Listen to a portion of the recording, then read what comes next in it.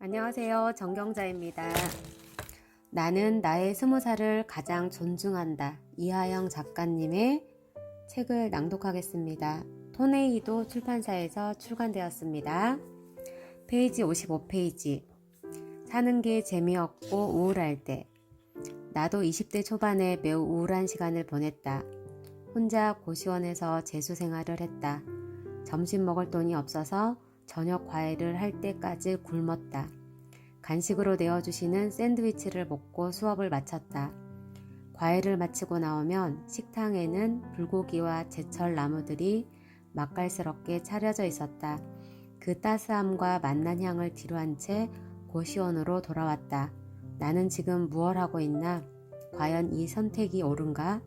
내가 선택한 길이지만 다시 공부를 시작하게 되면서 삶의 의미를 잃어가고 있었다.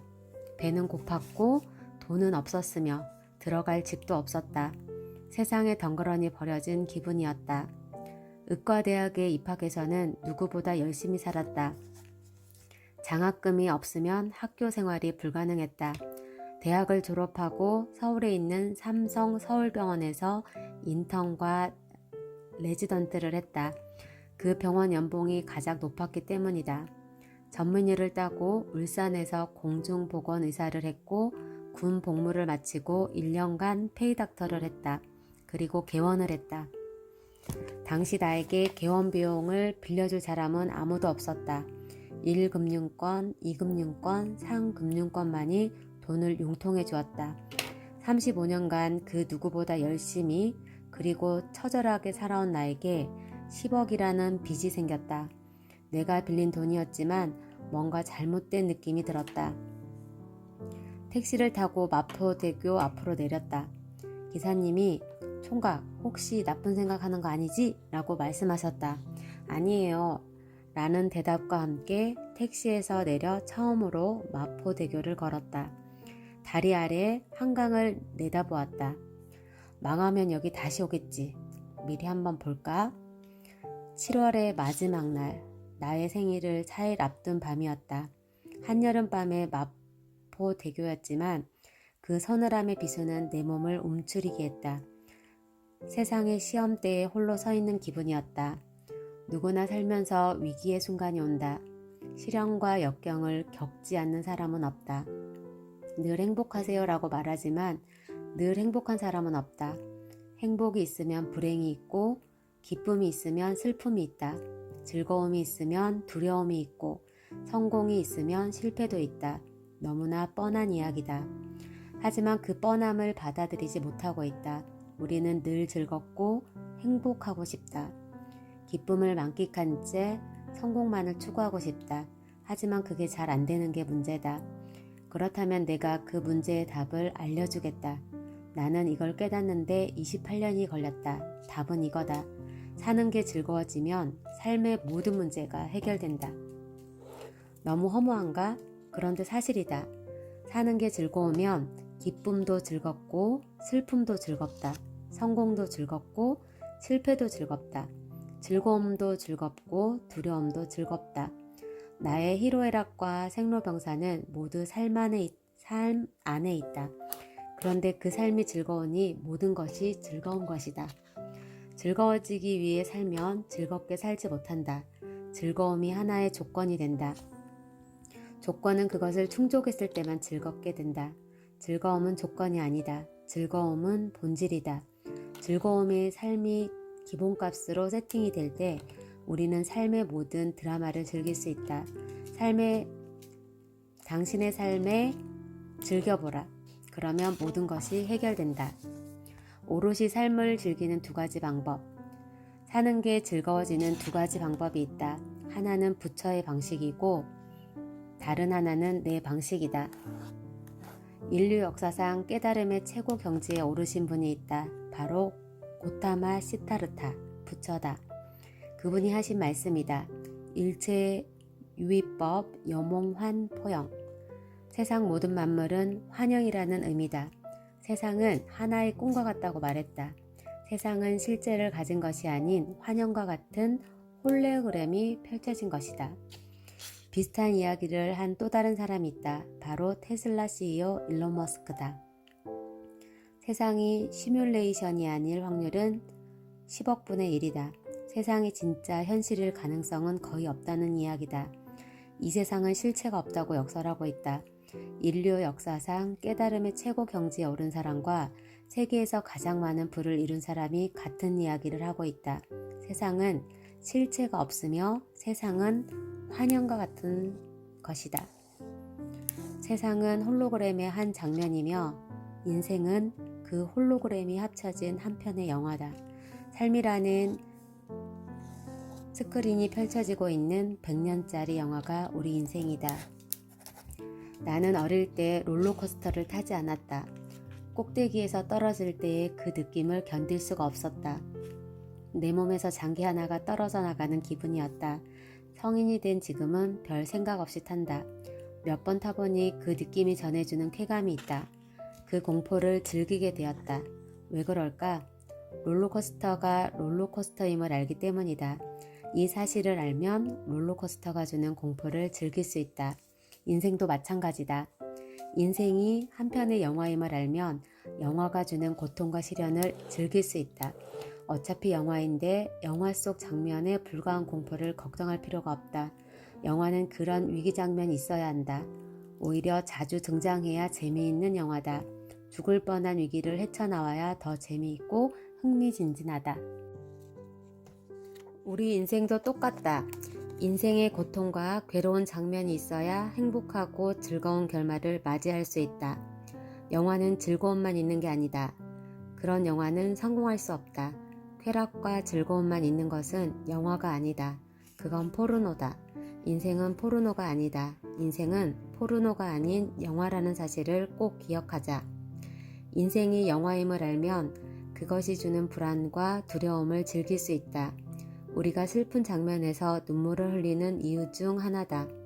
슬픈 감정을 느끼기 위해서다. 하지만 시간이 지나면 다시 좋은 일이 생기기도 하고 반전도 생겨 감동하기도 한다. 인생이 지금 슬프고 힘든 장면에 있다면 영화를 보듯 현실을 바라보자. 어차피 인생은 한 편의 영화일 뿐이다. 우리는 영화를 보듯 인생을 즐기면 그만이다.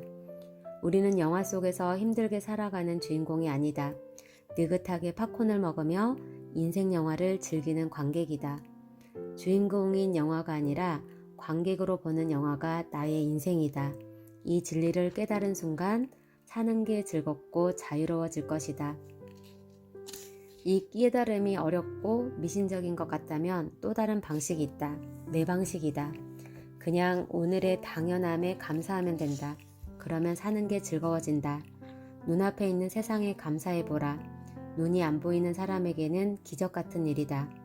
귀에 들리는 바람에 감사해보라.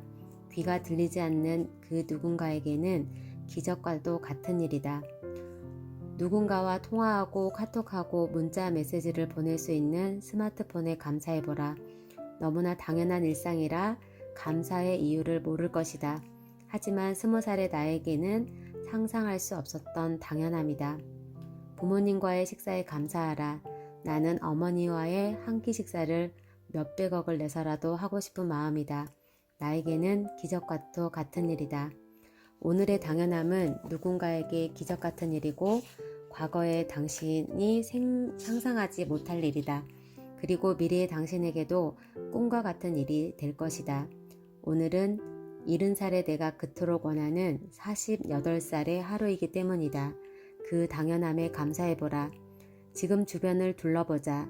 지금 당연하게 누리는 것들은 10년 전 꿈꿔왔던 것들이다. 당시에는 상상하지 못했던 것들을 당신이 소유하고 있을 것이다.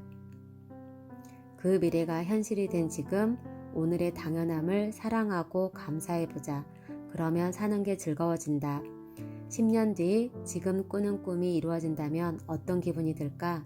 하루하루가 행복하고 하늘을 나는 기분이 들까? 절대 그렇지 않다. 과거에 그랬던 것처럼 미래에도 그것은 당연해질 것이다. 그러니 지금의 당연함을 감사하고 즐겨라. 그 느낌이 미래를 느끼는 방법이다. 지금 여기에 감사하기. 그 감사함이 일상이 되고 습관이 될 때 삶은 즐거워지고 미래는 달라진다. 원하는 방향으로 미래가 흘러가고 있음을 알게 되는 것이다.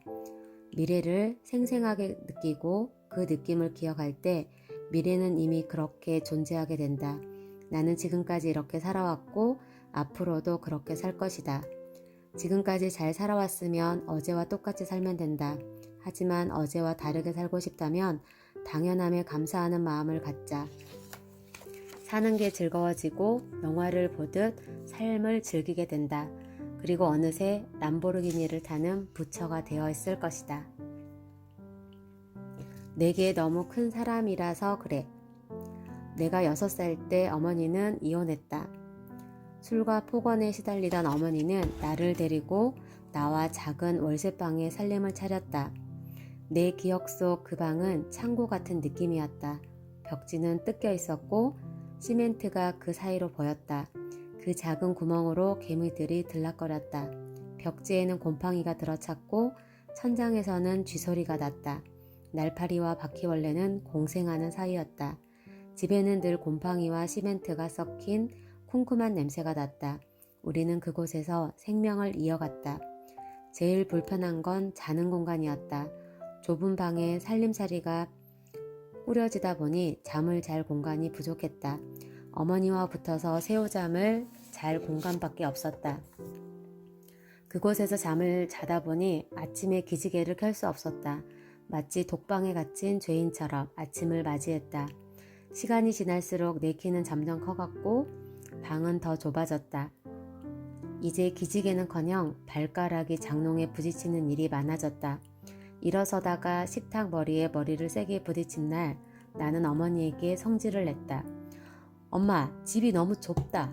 좁아서 이제는 잠도 못 자겠다. 머리에 계속 혹도 나고 발가락에도 계속 찍히고 있다. 우리 집은 왜 이렇게 좁노? 나 이런 데서 못 살겠다. 아픈 머리를 부여잡고 엉엉 울면서 어머니한테 달려들었다. 어머니는 애써 눈물을 참고 웃으며 얘기하셨다. 아들, 그건 말이야. 우리가 사는 이 집이 좁아서 그런 게 아니야. 내가 너무 큰 사람이 되려고 그래.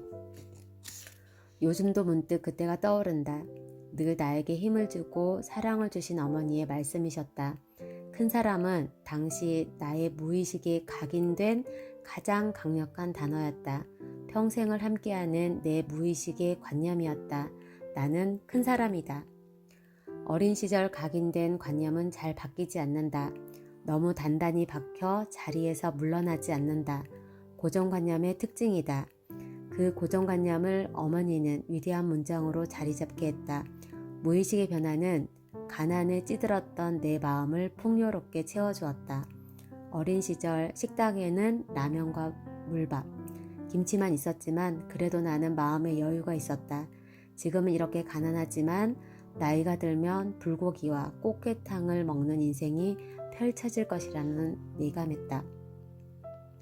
어머니는 내게 진실만 얘기하셨기 때문에 내가 큰 사람이라는 말도 진실처럼 받아들일 수 있었다. 두려움과 결핍감, 그것은 인간이 가진 근원적인 감각이다. 우리의 무의식 깊은 곳에 자리 잡고 있는 원초적 느낌이 두려움이다. 그 두려움이 결핍감과 동반되어 현실에 나타난다. 결핍되었기 때문에 무언가 가지려 하고 외로움이라는 결핍감을 만들어 사회적 관계를 만든다. 그 관계 속에서 더 높은 자리에 오르려 하고 관계를 통제하려고 한다. 그 모든 욕망은 내면에서 비롯한다. 부족한 마음의 욕망에 미래를 부르고 있다. 욕망의 추구는 지금 이곳을 희생하라고 강요한다. 내일을 위해 오늘을 희생하고 미래를 위해 이곳을 누리지 못한다. 오늘을 살지 못하는 이유다. 미래의 두려움과 오늘의 결핍감이 늘 우리와 함께하고 있다. 내면이 결핍으로 가득하기 때문이다. 눈을 감고 마음을 살펴보자. 심연의 깊은 곳에 오돌도돌 떨고 있는 작은 아이가 보일 것이다. 그 아이가 당신의 무의식이고 내면 아이다. 하지만 사실 당신은 그런 작은 존재가 아니다. 인생을 쓰고 수정하고 만들어라. 자존감과 자존심, 이 두 단어의 사전적 정의는 비슷하다.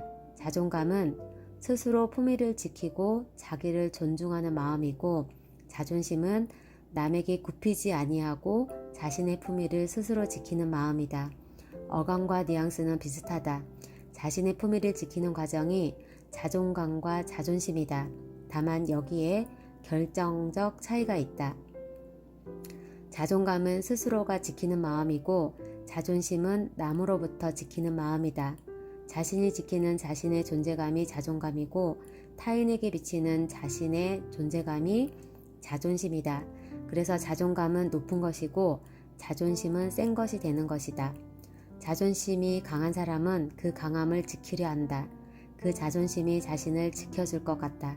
그래서 타인에게 벽을 치게 된다. 자존심에 깊이 빠진 사람이 타인이 기피 대상이 되는 이유다. 저 사람 자존심이 세니까 조심해. 고집 있고 본인 주장이 강해.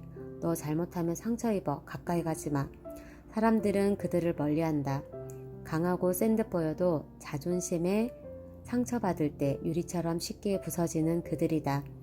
그리고 그 부서진 유리 조각에 상대가 상처를 받는다. 자존심은 유리 같은 것이다. 자존감은 다르다. 우리는 자존감을 어떻게 표현할까? 저 사람은 자존감이 세다. 저분은 자존감이 강해. 이런 말을 들어본 적 있는가? 뭔가 어색하고 이상하다. 자존감에 대한 표현이 잘 떠오르지 않는다. 그게 정답이다. 자존감은 스스로 만드는 것이기 때문이다. 내가 만드는 존재감, 내가 지키는 자신의 존엄이 자존감이다. 자존감은 남에게 보이기 위한 것이 아니라서 잘 드러나지 않는다. 그래서 자존감의 표현은 나에게 흘러나온다. 나는 자존감이 높아. 어릴 때 나의 자존감은 낮았어. 그러다 내가 큰 사람이라는 것을 깨닫게 되었지. 그 깨달음이 인생을 변화시켰어. 자존감을 아주 높여줬지. 자존감은 스스로 판단하는 자신의 존재 방식을 말한다. 나의 존재 방식은 작가의 삶이었다. 내 인생을 써가는 작가의 삶, 그 삶이 나의 자존감이었다. 어린 시절 어머니의 가르침은 나에게 한 장의 추억으로 떠오른다. 그때 어머니의 눈빛과 말투, 손길이 기억난다. 촉촉한 눈에는 사랑이 가득했고 말투에는 단호함이 있었다. 머리를 쓰다듬는 어머니의 손길은 따뜻했다. 그 장면을 영화 보듯 바라보고 있는 지금 삶의 지혜가 나를 일깨우고 있다. 하영아, 삶은 한편의 인생 영화일 뿐이야. 그냥 영화를 보듯 삶을 바라봐. 앞서 우리는 이 영화를 보는 관객이라고 했다. 당신은 영화를 즐길 수도 있고 시나리오 작가로서 영화를 만들어갈 수도 있다. 당신의 자존감이 그 역할을 하도록 인도할 것이다. 착각하면 안 된다.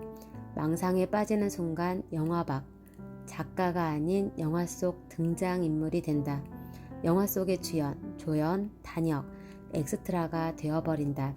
인생의 주인공이 되라는 말은 거짓말이다. 사실은 거짓이 아닌 무지다. 영화 속 주연이 되라는 속삭임은 자신이 어떤 존재인지 모를 때 나타난 어리석음이다. 영화 속 등장인물은 우리에게 보이는 존재다. 단칸방에 살던 6살의 하영이, 그와 함께 시간을 보냈던 어릴 적 친구들, 그리고 나에게 큰 깨달음을 주었던 우리 어머니. 그들은 모두 나에게 보이는 존재다. 영화 속 등장인물이다.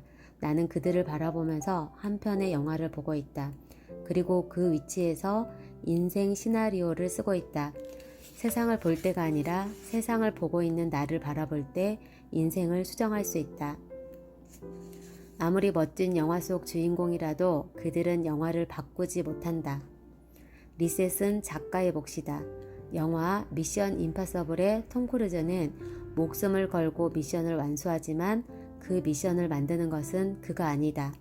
영화 밖 시나리오 작가다. 그게 당신이다. 그 차이를 알겠는가? 그 차이를 아는 것이 깨달음이고 그것을 알아가는 게 마음 공부다. 이 방법이 부자가 되는 가장 빠른 길이다. 이것을 깨달을 때 경제적으로 풍요롭고 내면으로도 충만한 삶을 살게 될 것이다. 그 시작이 바로 인생 영화의 작가가 되어 각본을 쓰고 수정하고 각색하는 것이다.